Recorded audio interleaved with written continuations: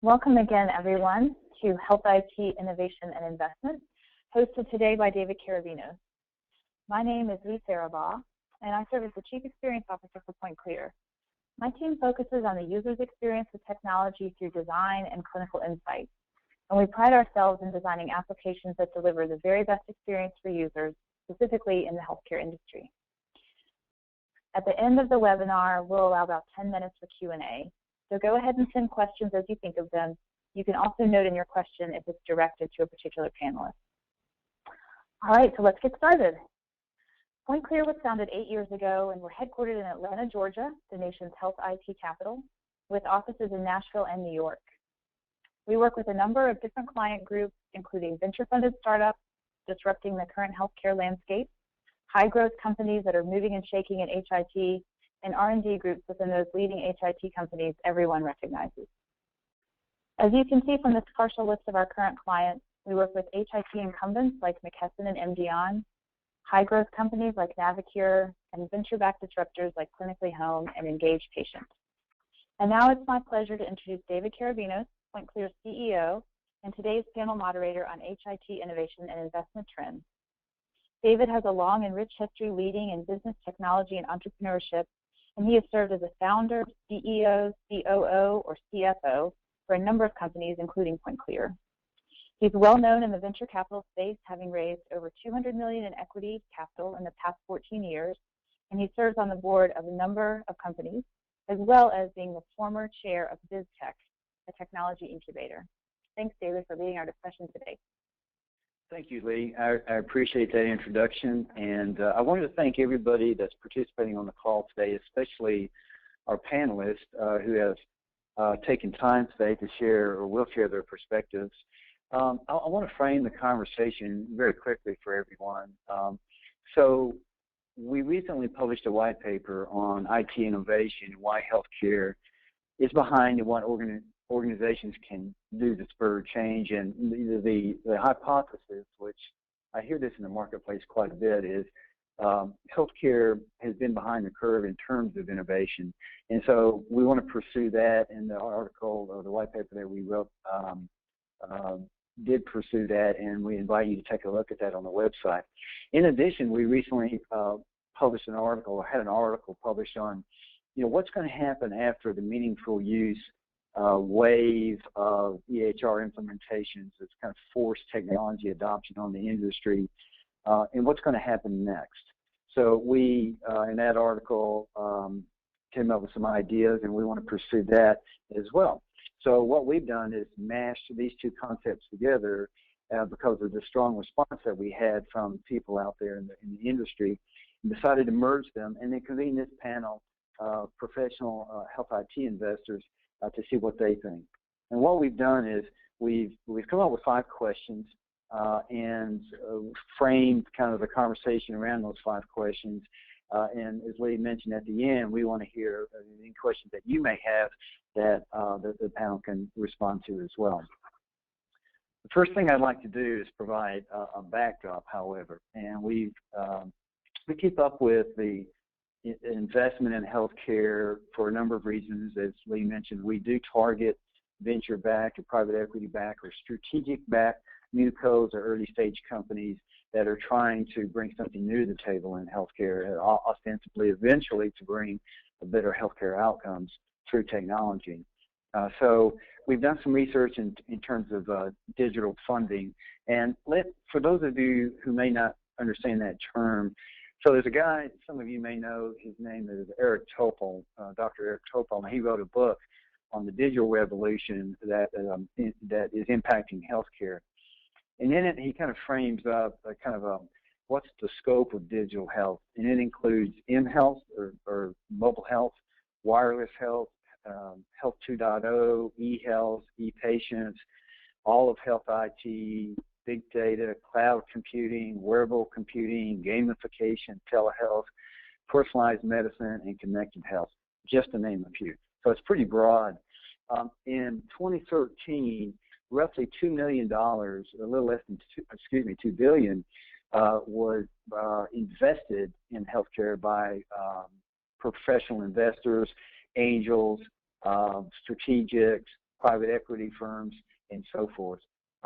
That represented a doubling of that funding in digital health from 2011. So that's a pretty significant increase.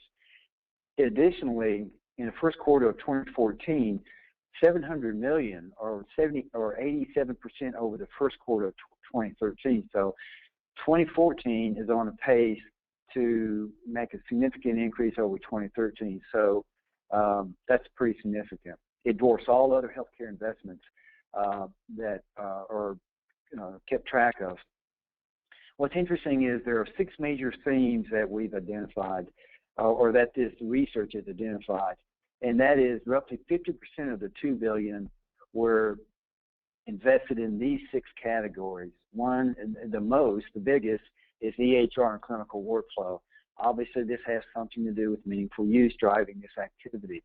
But secondly, the second biggest one is big data and analytics. And I know most of you on the call, if not everyone, has heard the buzzwords, not only in healthcare but in non-healthcare industries.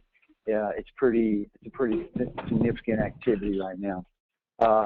Also, digital medical devices, wearables and biosensing, population health management, and consumer engagement or patient engagement.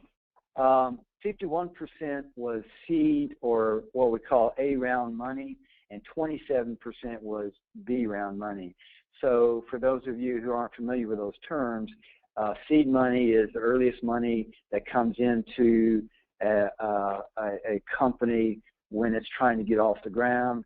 The A round money typically is a bigger chunk of money, anywhere from $1 million to $5 million, and it's used for typically product development and getting to market. And the B round money is usually for early growth for the company once the product is validated in market. The investors, there's investor diversity. So of this, this $2 billion, you had angel money, you had crowdfunding, you had VC, private equity, as well as strategics, all playing in to funding that $2 billion. 1/3 of it was in California, which means 2/3 was elsewhere. And then another interesting factoid is roughly $5 billion in IPO market value was created in 2013, mostly by 2 cloud companies, Benefit Focus and Viva. So what does this mean? This means that I won't call it a gold rush, but there's a lot of professional money targeting the healthcare and health IT community, which is pretty exciting. So now I want to introduce the panelists. First of all, we have Emerson Fan from Eastside Partners out of Huntsville, Alabama. Spence McClellan from Norrell Mosley Partners right here in Atlanta, and Vic Gatto of Solidus Capital, as well as he's the CEO of Jumpstart Foundry in Nashville. And again, I want to thank all 3 of you guys for giving us your perspective today. What I'd like to do now, Emerson, is if you could just spend a couple of minutes or giving kind of the elevator pitch for Eastside and the kinds of things that you guys are involved. Sure. Thanks, David. Yeah, this is Emerson Fan with Eastside Partners. We invest in high-growth companies, and we do a lot of healthcare, $2 to $20 million in revenue, growth equity companies, and have been fairly active in healthcare IT. We've had companies in patient throughput, infectious disease surveillance, equipment tracking, PACS, image sharing, natural language processing, some revenue cycle management, patient engagement. So we've kind of invested across a number of small sectors in healthcare, and try to focus on the Southeast. Excellent. Thank you. Thank you, Emerson. Appreciate that. Next, we have Spence McClellan here in Atlanta. Spence, could you give us an overview of Norrell Mosley? Sure. I think you'll see a lot of overlap between us and Emerson, and maybe Vic too. But we are based in Atlanta, and we're focused, like Emerson, on early stage investing in both healthcare and technology. And within healthcare, it's mostly healthcare IT and services, so not a lot of med device or life science investing. You can see a couple of the companies on here that we've invested in, but I think it's a good list to give you a sense of what we're focused on. Change Healthcare in Nashville is a company that's helping consumers manage their out-of-pocket expenditures under these changing rules around health plans and different benefit plans and the exchanges. So we are very focused on patient and consumer engagement. We also have an investment in Diabetes Care Group, which is a new primary care model around diabetes, obviously, but we're interested in new delivery models. Hospice Link is obviously focused on the hospice space, so we've been spending a lot of time in the post-acute and end-of-life environments. WellCentive is a population health management company. So just a few examples there, but of some areas we've been focused on. And we're typically investing between $3 to $5 million in companies that do have some revenue and customer momentum, maybe a little bit further down the line than where Emerson's catching them, but they usually are seeing between $2 and $5 million of revenue when we're investing. So hopefully that gives you a sense of what we do. Yeah, it did. Thank you for that. I appreciate that. And Vic, thank you for joining. How about an overview of what you're doing today? Yeah, sure. So I think we're similar. Solidus and Jumpstart are similar on the industry interests, where we invest in healthcare IT, and then technology, just sort of outside of healthcare. Where I think there's a difference is we're earlier stage. We typically do kind of seed round things in Solidus. Seed to me means that there is a product, somebody's not a blood relative has paid money for this thing, but it's very early, and probably before Eastside and Oro would take a look at it. You have $1 revenue, but not too many dollars. And Jumpstart is even earlier than that. There's not really, it's probably a team of 2 to 4 founders, but they don't have a product yet. It's sort of a raw startup, a concept kind of deal. And that's a accelerator cohort-based thing where you come to Nashville for 3 months over the summer and actually build your product, build your company to get you ready for either kind of angel investment or venture investment. And Vic is the Jumpstart founder in the Entrepreneurial Center in Nashville? Yeah, we're partnered with the Entrepreneurial Center. We sort of work out of there. We have our own program, our own curriculum, our own faculty, our own mentors. But it's a great facility, and so we use their facility as a physical plant. And then Michael is one of our teachers. Michael Bertram, who runs the EC, is one of our faculty members. Okay, great. Thank you so much for that. I appreciate it. So let's get into the questions. The first question that we've got for the panel is, why has healthcare been slower to adopt technology and innovation compared to other industries? And there's kind of a 1B question. What have been the traditional barriers to innovation, and has anything really changed? Okay, so but we're going to have a little fun first. We're going to put a poll question to all participants on the webinar today, and we're going to ask you guys the question: do you agree that HIT innovation lags other industries?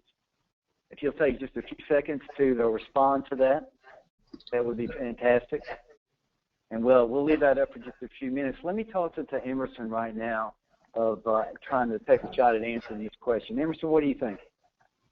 Yeah, I think it does, and there are plenty of reasons for it. Probably to pick a few, the healthcare is enormously fragmented. You have a payer, a facility, a provider, a patient, and it's hard to understand who should invest in what. Who owns the investment in the IT. I think, we've been in a fee-for-service world for a long time, so, any time that a doc spends in a system with some sort of clinical system is less billable activity with the patient, so there's been a negative ROI for investing for at least the physician for a number of years, and I think, we'll see that extend even past meaningful use. I think, for some of the physicians, you'll see that there's still a negative ROI for spending time in systems. I think a lot of the data doesn't necessarily fit in a text box. You've got oncology reports and lab results and radiology reports, and so I think the delivery system is fragmented. Patients get care from multiple providers, and the systems that those providers use really match those delivery channels and are very siloed, which makes it very difficult to kind of connect and invest in things. So I think it does lag other industries. And how about the 1B question is, what have you seen as the traditional barriers, and are they being broken down? Yeah, I think that things are changing. You know, the government incentives have helped in terms of investing. They haven't really helped from a return perspective for the people using the systems, the care providers, but they've certainly helped from a return on investment when the government writes the check. I think you know, a lot of the fragmentation has not changed. It's actually, you know, become as a result of meaningful use. I think some of the systems have become even more fragmented, not necessarily on the facility side, but in the ambulatory side. You know, just a lot of vendors and that have specialized based on a number of things, and that's fragmented things, and probably you know, makes it more difficult you know, to invest with that fragmentation. So in some situations, on the facility side, less difficult. If I had a 1C question, it would be, what role have providers played in being barriers? So I'm going to ask that from all three of you. Go ahead and take a shot at that, Emerson, if you would.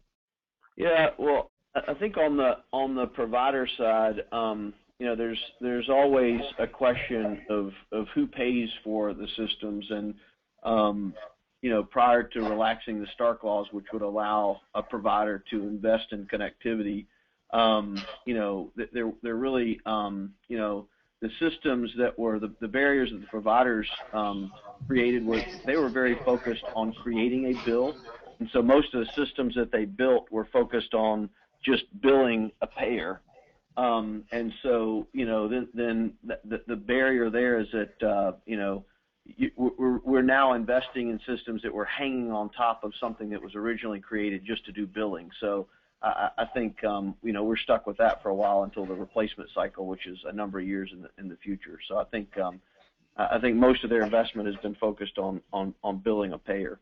Got it. Okay, Spence, how about taking a shot at 1B, and 1C for me? Well, I don't have a whole lot to add to what Emerson shared. I mean, clearly the fragmentation, the multiple stakeholders in healthcare, whether it's the provider and the payer and the patient and the pharmaceutical companies, the medical device companies, et cetera, it creates challenges for any change. There's also just a culture around healthcare of risk averse, which is probably appropriate given that it's a lot of times life and death issues and very personal. So there's kind of a cultural thing you're facing. I think as far as what's changed, I mean, Emerson hit on it, the changing in the payment environment. Obviously, dollars tend to get people's attention, and I think that's creating a lot of impetus for change on top of what's going on with the stimulus package and meaningful use. You know, and the other interesting thing is you're seeing some of these stakeholders kind of morph a bit. You're seeing providers that are getting into the health plan business again, which I guess is somewhat cyclical, and that's been tried before, but they're taking more risk. They're getting into these ACO structures. They're partnering with plans in new ways. So the lines are blurring, so to speak, between these traditionally fragmented stakeholders, and so that is creating some opportunity for some innovation and technology that may not have been there before. So, Vic, you're in a healthcare town there in Nashville. I'm sure you have a perspective on this question. Yeah, I agree with what's been said. I'll add a little bit different flavors. I think for all of the history of healthcare industry, pretty much, there's been no transparency around cost or quality, and so you didn't really get rewarded to deliver technology solutions that would increase quality or decrease cost. And so there was kind of there is even today, this state of play where if you install technology and it's very successful, you have a cheaper, more effective healthcare platform that no one knows about or cares or make decisions around. If you fail, you lose a bunch of money and don't have a better system. And so the way to win the game was to not install technology.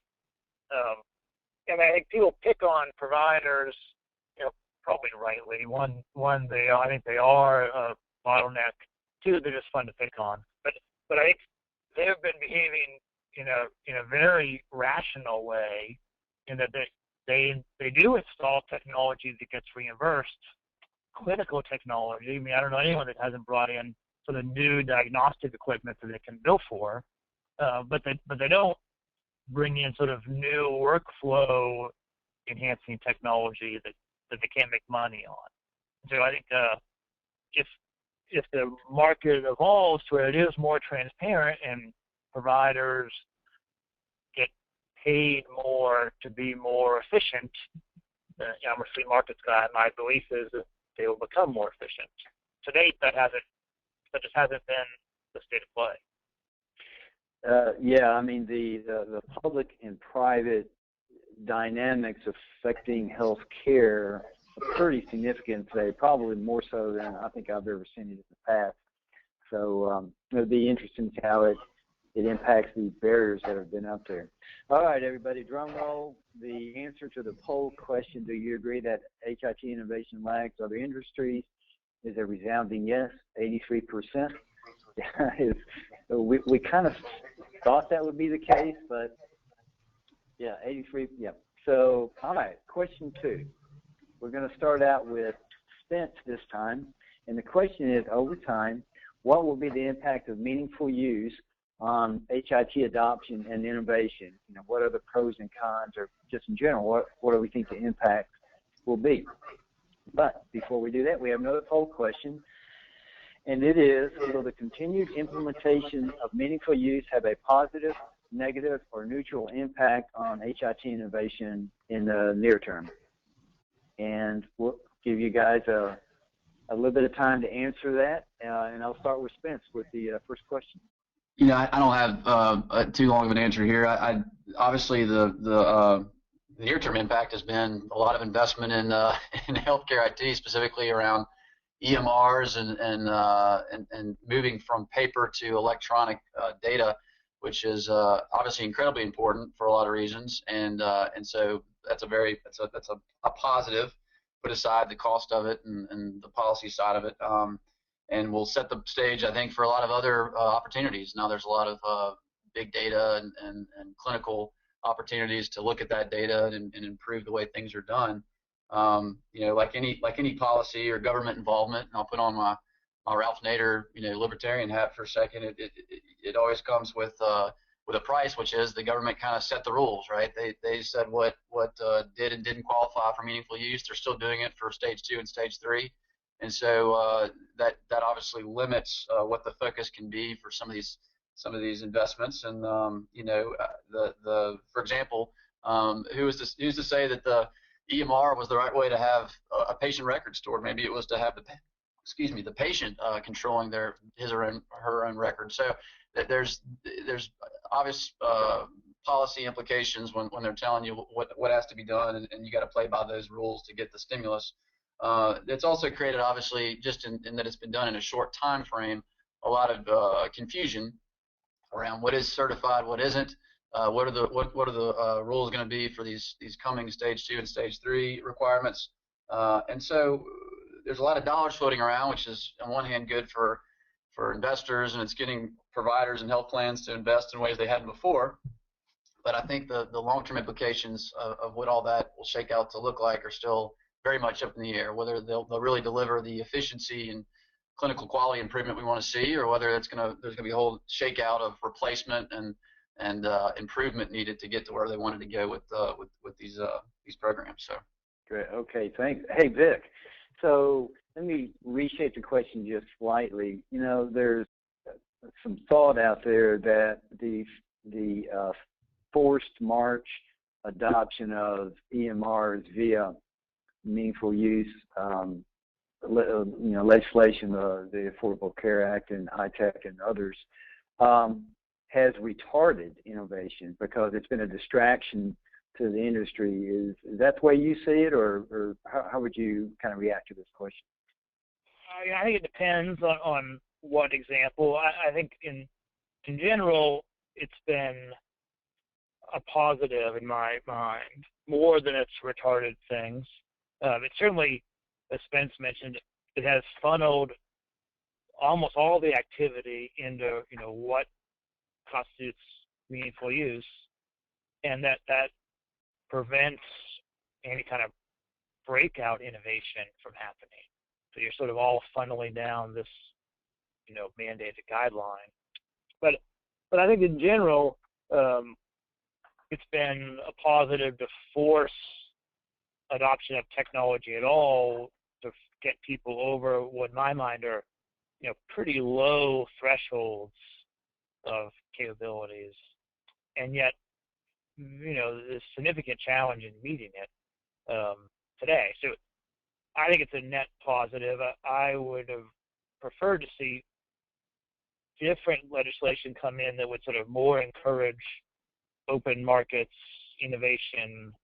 But I think on the whole, it's a net positive, and I think they will continue to sort of escalate the stage 2, stage 3. I think there could be further stages even after that to sort of walk people up the adoption curve.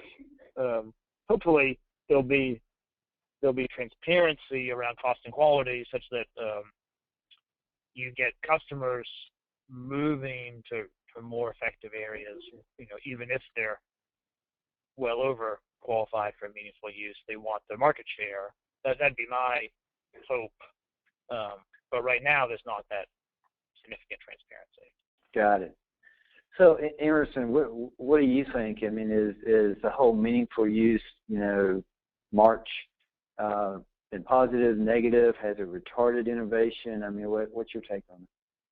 Yeah, I mean, so there's definitely a backlog of stuff that, like, we would tell a company today if your system requires, some integration resources from a hospital to be implemented, you need to change your strategy and get a report or do something so that you don't have to get them, because those resources aren't available. So it's almost every CTO is focused on hitting a meaningful use attestation and getting a government check. And so, as a result, there's just a queue of stuff that hasn't really been happening. Some of it really good that has to get cleared through at some point. And so, from that perspective, it's probably delayed some of that innovation.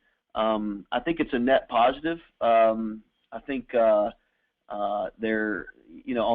the facility side, on the hospital side, there's a lot more consensus as to who the leading vendors are. So there's not as much fragmentation there. With the few vendors taking a lot more market share. On the ambulatory side, I think there's tremendous fragmentation that will create issues for those providers, but also create opportunities for investors. Lots of data being created, so there's all kinds of things you can do with that, although it's, again, very fragmented. But I think the net result of all of it is positive. So. Well, it's interesting. It seems the consensus from you three guys is that it's net positive. The polls basically reflect that, and the results are 43% positive, 48% neutral, and 9% negative. So if you split the neutral vote, that gives the positive the majority.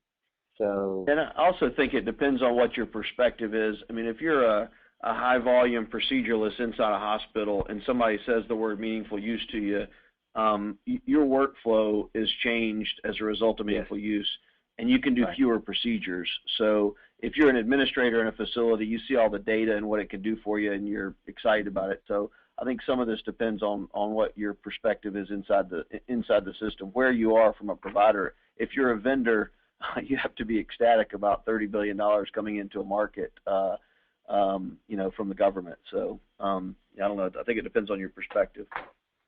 Yeah, and that was really the thesis of the article that we wrote on post-meaningful use. What would be the impact? And this is a little bit simplistic, but if you look at all the provider organizations that were implementing all of these EMRs, where they had not done big technology projects in the past, they are most likely very fatigued right now and worn out. And the question is, if you divide that group up into thirds, you probably have a third that whetted their appetite to do more technology, a third is probably on the fence, and then the other third is saying no mas. And so it'll be interesting to see how that goes forward. All right, so question 3. Will the growth curve in HIT investment continue as it has in the last 4 years or not? And what dynamics will shape that curve?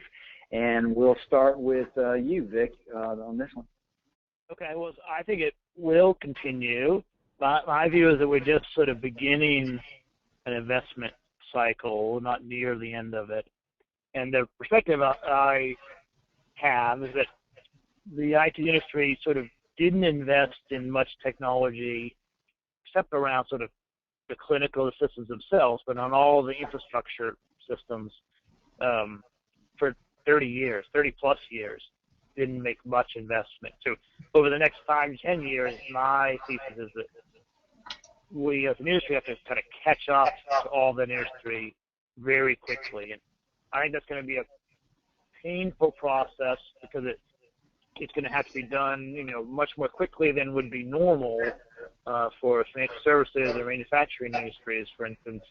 But the institutions, payers, providers, ancillary services that adopt technology and become, invest ahead of the curve or with the curve and become very efficient and deliver sort of value, better cost and better quality. I think they'll be the winners 5 to 10 years from now, and the laggards will lose market share or not win. That's my basic thesis. The dynamics, I think there's a pretty significant data ownership question out there that's going to be interesting to see how it evolves. And I think the interface design and the making things intuitive for both docs and patients are going to be really kind of important aspects of how this happens. So that it's not just that the information exists out there, but that it's more like buying something from Amazon, where I just go on and they kind of already know what books I want, what goods I want. They have all my information, and I can easily transact. Healthcare needs to get more intuitive like that. Got it. Okay, Emerson. So in addition to these questions, and when it comes to your response to the dynamics, I'd like for you to particularly respond to, if you recall, back in March of 2000, the dot-com bust, the public markets really drove that. So the crunch on the public markets froze private investment, it seems like. Is that a real risk factor here? I don't know. I mean, healthcare, when you think about economic cycles, for the most part, healthcare is reasonably,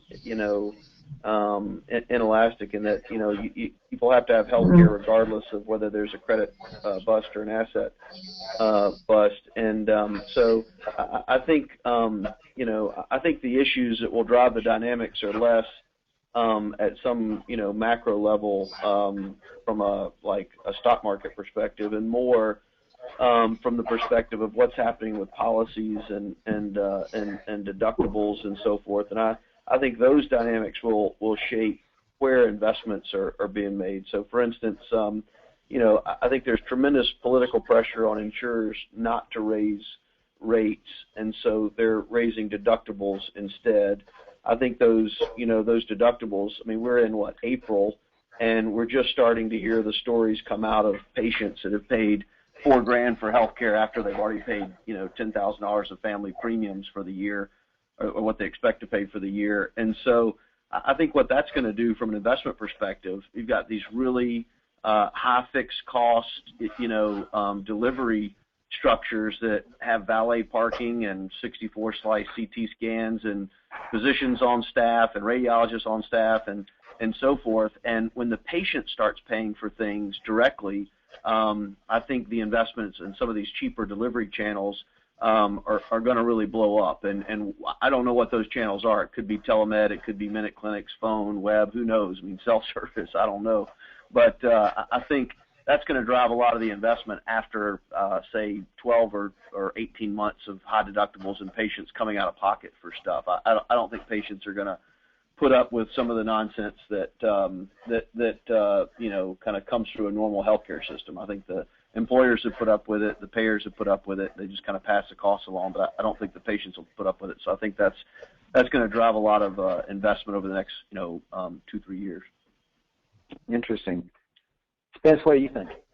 Well, I originally, when you asked the question, thought you were talking about private equity investment in healthcare IT, which I would resoundingly say yes, because you're seeing not only groups that have been investing in healthcare IT for a while continuing to invest, but new groups, strategic investors, all kinds of people coming in that have seen what's going on and are continuing to invest in companies. So I think that's good for everybody on the phone.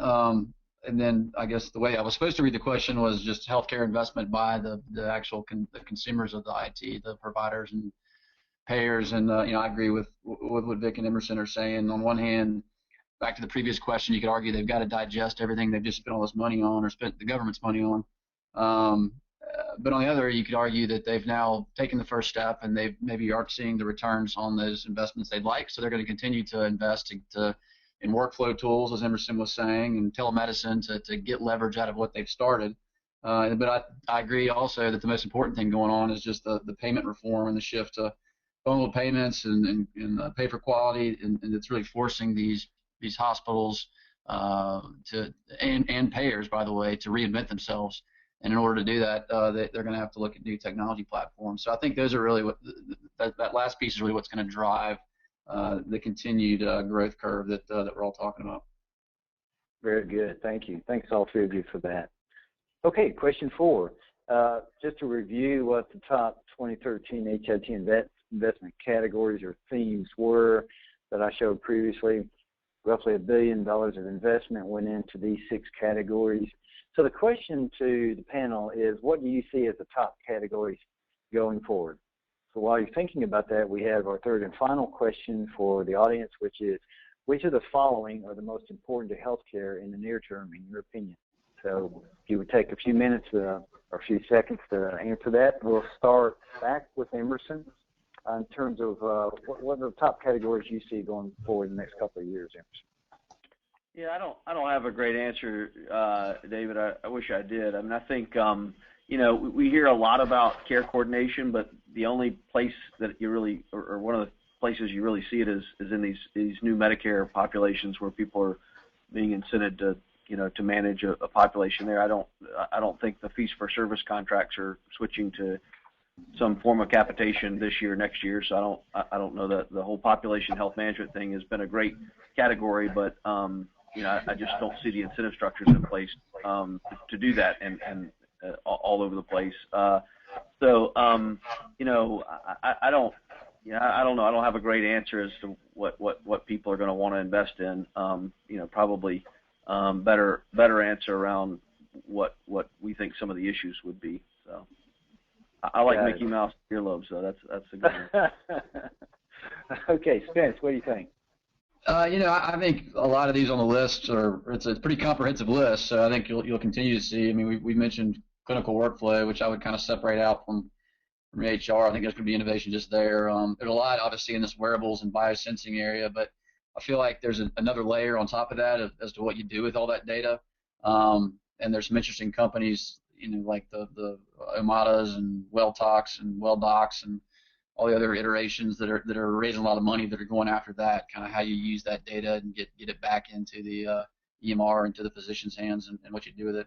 Population health management, self-serving, but we have an investment there, so I hope that continues to grow as people think it will, and consumer engagement. I will just add to that, though. I think there's going to be a resurgence, if there hasn't been already, on rev cycle technologies. It just seems like that was the boring, dirty stuff that people kind of lost sight of, but with all this change in payments, people, hospitals, payers, having to kind of really look at how they do everything from cost accounting inside their walls to contracting under these new schemes, and so that's going to be, I think, a big area of investment here in the near term. And then a lot around, it's been said before, but helping consumers with benefit selection, and consumers and employers, I should say. Should employers go on the exchange or continue to offer benefits or move to defined benefits? So defined contribution benefits. So I think it'll be a lot of there'll be a lot of innovation and investment around those areas as well. Yeah, that's interesting. Vic, what do you think? Well, so I agree with what has been said. I guess my view is that in a 1 year, like by next year, I don't think the list changes very much. I don't think healthcare investment shifts in that kind of time frame. But if you look out longer, I think there are some changes. So I think big data and analytics is a little bit overdone now. I think it'll be overdone next year too. But I think that's going to fall and sort of be invested in more as a component to drive population health management or consumer engagement, not as an end in itself. So I see maybe a little shift there, and I think wearables and biosensing is going to come up on the list and be a bigger area of investment over, probably not next year, but over the next 3 to 5 years. Right. Okay, very good. So the results to our poll question are, okay, so it looks like Mickey Mouse with earlobes won. No, not really. Consumer engagement, 58%, big data at 50%, population health management at 31%, and Mickey Mouse at 8%. So again, not a scientific poll, but it's interesting to hear what people think. So thanks everybody for that. We will officially close our polls now. Question number 5 before we get to the Q&A session is, what new and interesting HIT investment plays have your attention today? And that would be Emerson, Spence, and Vic. And we will start with Spence with this one.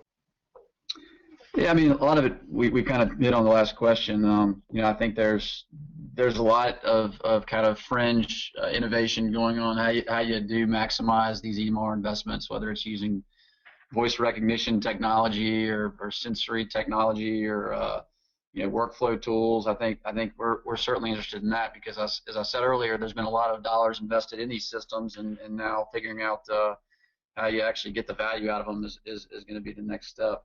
I also think this is, we don't focus as much on consumer-facing healthcare IT. So in other words, we're not doing a lot of app investing, et cetera. But this area like the WellDocs and OMADAs, where literally, I think, if I understand it correctly, WellDoc is going through FDA clearance and is being prescribed by physicians, is kind of a whole interesting, new era for healthcare IT. Where it's almost viewed as therapeutic, and so that seems to be an interesting thing to watch. And at some point, there'll be payment models that make it work and could be interesting to us as investors. And then the only other piece I'll say is there's been so much made around Medicaid expansion and obviously managed Medicare, kind of the engine that keeps growing. There is definitely room for healthcare IT innovation in those sectors. It's a challenge because you're dealing with low margins and in some cases challenging populations, but clearly there's applications for a lot of things we're talking about squarely on those populations. So Vic, if you were to bet your mortgage, where would it be? Yeah, I mean, I think it's easy, and I've lost a lot of money in trying to predict kind of what the big change is going to be and being sort of too early to the party. So in my experience, healthcare changes and sort of incremental steps. And so I'm looking for, slight changes. I call them on-ramps that a payer or a provider or the consumer can begin to change, feel like they're improving their health care or improving their technology and improving their quality of care without changing their behavior dramatically, because I just don't think most people are willing to change the way they interact with the healthcare system in sort of a quantum way. I think it's much more incremental. So that's kind of where we're investing, is things that are a step towards the right direction, but they're not a huge change. So taking data and being able to be slightly more intelligent in scheduling, or in making sure that, as like Spence says, that the revenue cycle is maximized. Kind of boring stuff in my mind in the next 18 months is where money will be made, as sort of on the roadmap to big change that will happen sort of in lots of incremental steps over the next 5 years. Got it. So Emerson, I know that because I'm involved with your fund that you're interested in patient acquisition and retention. Maybe you could talk a little bit about that, but also other things that have your attention today. Yeah. So I think Spence mentioned the revenue cycle. That's definitely an area of focus with high deductibles. The revenue cycle has to really start before the patient comes in the door. So we have an investment in that sector called Bright Whistle to try to attract the most profitable patients to a facility. So we like that. You can reduce the collections just by getting the right patients in the door, and also competing in a bundled fee-for-service world, competing for the kind of patients that your facility wants. So that's exciting. We like things that are just in general based on an ROI based on cost reduction. We think that's a safe bet if it's a real cost that we believe can be pulled out of the system without it impacting outcomes. That's obviously exciting. We're looking for things that allow facilities to kind of extend their delivery capabilities at a much lower cost than the traditional kind of brick and mortar facilities. Is the kind of fend off the new delivery channels. There are tons of unintended consequences out of MU that we're kind of watching and scratching our head on and waiting to figure out, what might be a solution to some of those issues. The facilities are having to transition from a fee-for-service world to something else. Maybe it's bundled fee-for-service. Maybe there's some forms of capitation based on, maybe it's a Medicare population, or we eventually transition to that. For in the future. So I think helping hospitals figure out that revenue transition is important. I don't know. It's not really on our radar right now, but there certainly with some of the genetic proteomics and genomics, we're not even the first inning of that. No one's really thinking about how you store or manipulate or deal with that data, and so we're not even the first inning of that. That's a little out there, but it's at least time to start thinking about what you do with that data. And anyway, but right now I'd summarize it by saying very, very cost focused in terms of what's interesting is anything that pulls cost out of the system. Okay. Yeah, I mean the whole idea of standing up ACOs, they need technology that doesn't, or applications that don't exist today, or in some cases. And we just see that at PointClear. We see that as an opportunity to help those kinds of organizations accomplish that. Well, so it's time for questions and answers. And I'm going to turn it over to Lee now to bring up those questions and maybe serve it up to the panelists for in the next 10 minutes. Great. Thanks, David. So our first question is, will the in-to-out innovation historically driven by leadership coming from within healthcare transition to outside-in innovation driven by hiring leadership outside of healthcare and external investors? Okay, Emerson, you get it first. Yeah, I mean, not really. I think if there are some things, some changes that are happening. People come in from without domain experience into healthcare, and you've seen it. I can remember seeing Google come in with the personal healthcare record, come into HIMSS and kind of beat their chest and give away toys at the healthcare trade shows, and they kind of quietly left. I think most of the innovation is really going to have to come from people with healthcare with the domain experience that understand all the complexities and all the legacy reasons why things are the way they are. I think there will be some incremental innovation that comes from outside, but we see some of it, and the first thing we want to do is to couple those innovators that may be in other parts of the country that don't understand healthcare. We want to couple their skills with someone with domain experience. So I think most of the innovation is going to have to come from people with domain experience. It's just too complex. Combination, you need some clinical skills, IT skills, delivery and process management, and it's very difficult for people outside the industry to have all that and innovate in this industry. Okay, I think that makes sense. You started talking a little bit about just regional issues. So let me send one to Spence, since he's here in the HIT capital of the nation. Do you see regional trends in HIT investments, Spence?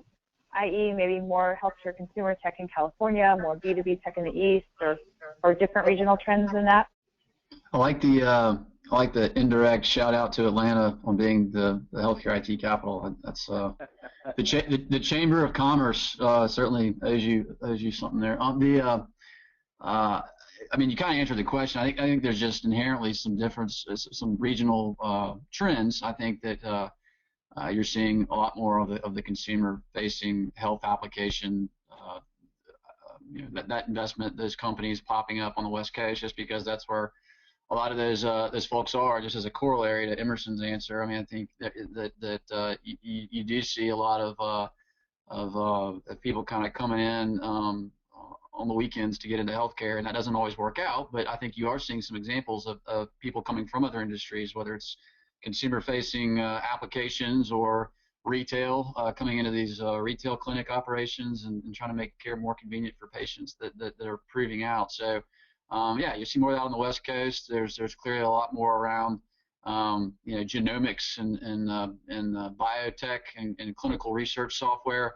Predictably coming out of places like Boston and RTP, and Atlanta's historically had a lot around rev cycle, and you're seeing something there. So I think there's centers of excellence where you'll see more in general, but it's really increasing across the board, across sectors in every one of those regions. So that's the good news, is you're certainly not limited by where you live as to what part of healthcare you can innovate in. Great.